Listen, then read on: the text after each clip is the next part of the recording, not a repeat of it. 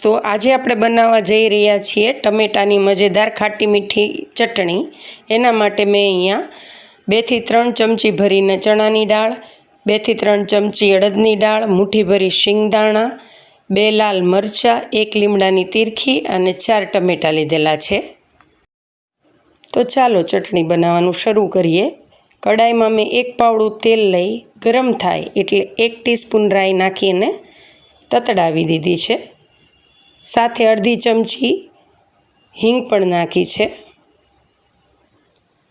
બંને સારી રીતે તતડી જાય એટલે જે લાલ મરચું લીધું છે એને 2 ભાગ કરી અને એ પણ એડ કરી દેશું।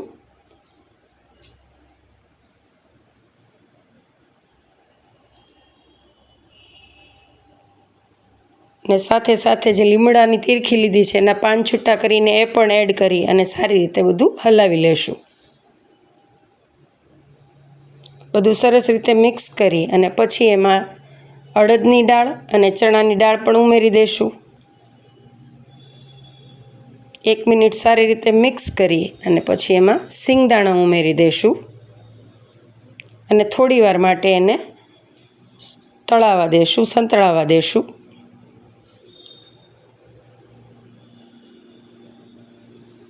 શિંગદાણા નાખીને પણ 1 મિનિટ સુધી આપણે ચલાવી અને સારી રીતે સાતળી લેશું। હવે આપણે જે ટમેટાં લીધા છે એના મોટા પીસ કરી અને આપણે એ પણ એડ કરી દઈશું।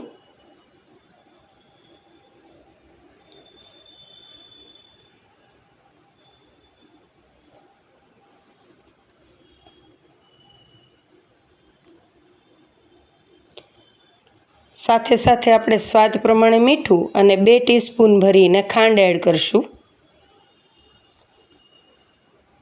જેથી કરીને ચટણી એકદમ ખાટી મીઠી થશે।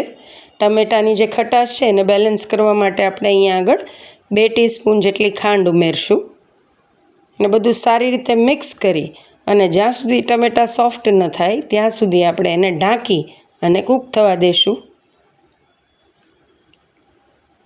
લગભગ 2 થી 3 મિનિટ માટે આપણે ચડવા દેવું પડશે ટમેટાને।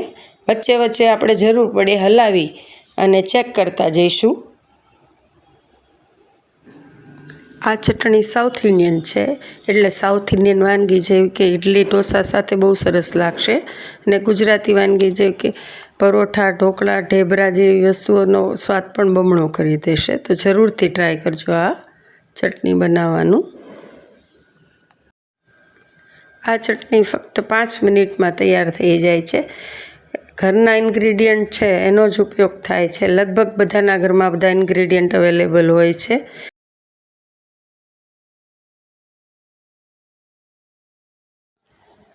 જો હવે ટમેટાં એકદમ સોફ્ટ થઈ ગયા છે તો હવે ગેસ બંધ કરી અને એને ઠંડુ થવા દઈએ।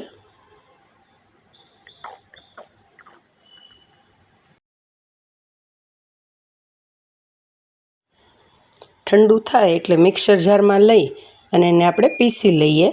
પીસવા માટે લગભગ અડધો ગ્લાસ પાણી મેં ઉમેર્યું છે। તો તૈયાર છે યમ્મી ડિલિશિયસ ચટણી।